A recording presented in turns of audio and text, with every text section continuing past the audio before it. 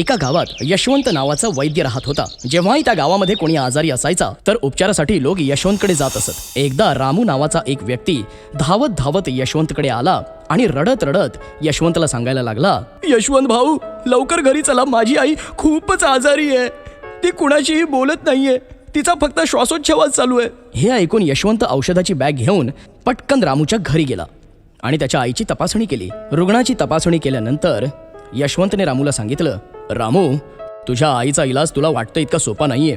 मला जंगलात जाऊन काही जडीबुटींची औषधं आणावी लागतील आणि जर मी 7 दिवसांच्या आत परत नाही आलो तर तुझ्या आईचा जीव धोक्यात येऊ शकतो. शेजारी एक म्हातारा उभा होता. तो यशवंतला म्हणाला, जंगलात जाताना वाटेत एक गाव लागतं, त्या गावातूनच तुम्ही जंगलात जाऊ शकता.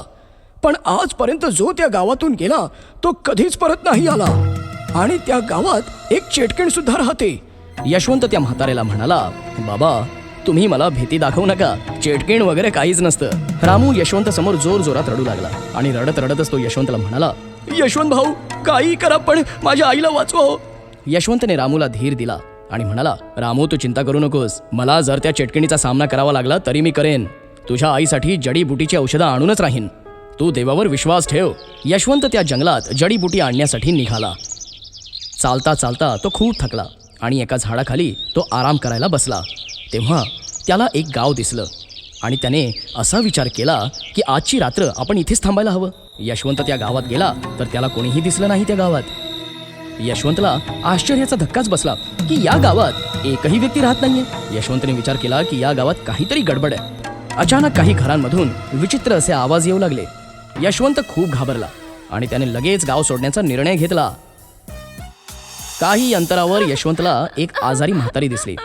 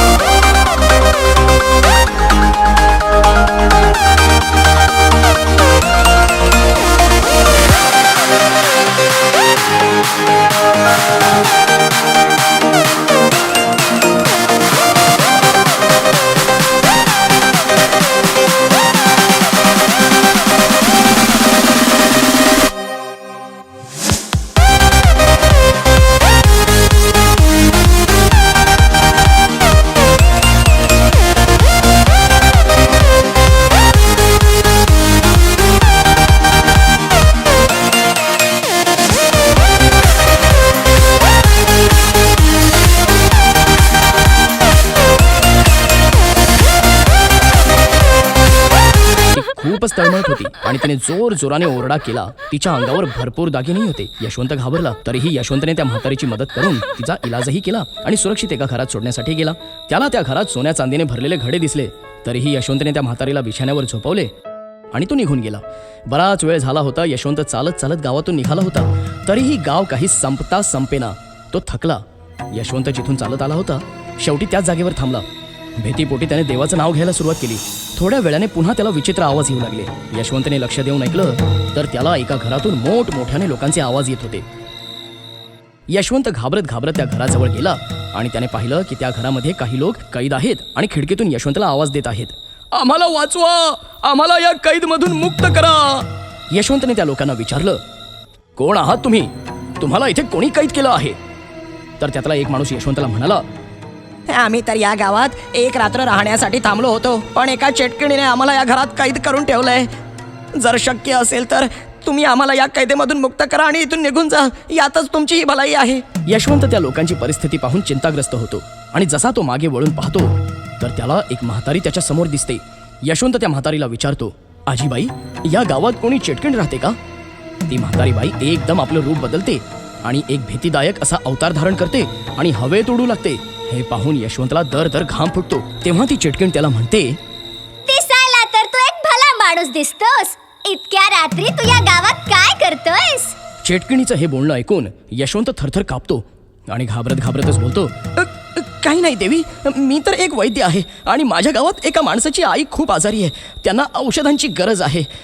जर का ती औषधं वेळेवर नाही मिळाली तर त्यांचा जीव जाऊ शकतो. चेटकीण यशवंतची ही गोष्ट ऐकून पुन्हा म्हातारीच्या रूपात येते आणि म्हणते, हो बाळा, माझ्या लक्षात आलं आहे की तू एक भला माणूस आहेस आणि रस्ता विसरला आहेस. ती म्हातारी मीच होते जिचा तू इलाज केला होतास. तुझ्या मनात लालसा नाहीये, तू खूप इमानदार व्यक्ती आहेस. यशवंतला आश्चर्य वाटलं की जी म्हातारी चेटकीण बनून भीती घालत होती ती आता माझ्याशी इतक्या प्रेमळ आणि मायाळूपणाने कशी काय बोलत आहे. यशवंत म्हातारीला म्हणाला, आजीबाई, तुम्ही या लोकांना कैद का केलं आहे?